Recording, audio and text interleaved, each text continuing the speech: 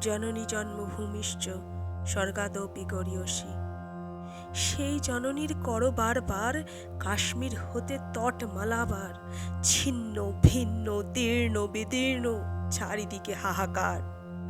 দশ প্রহরণধারী কোথায় তোর অস্ত্র, তোর সন্তান তোরে করিছে বিবস্ত্র।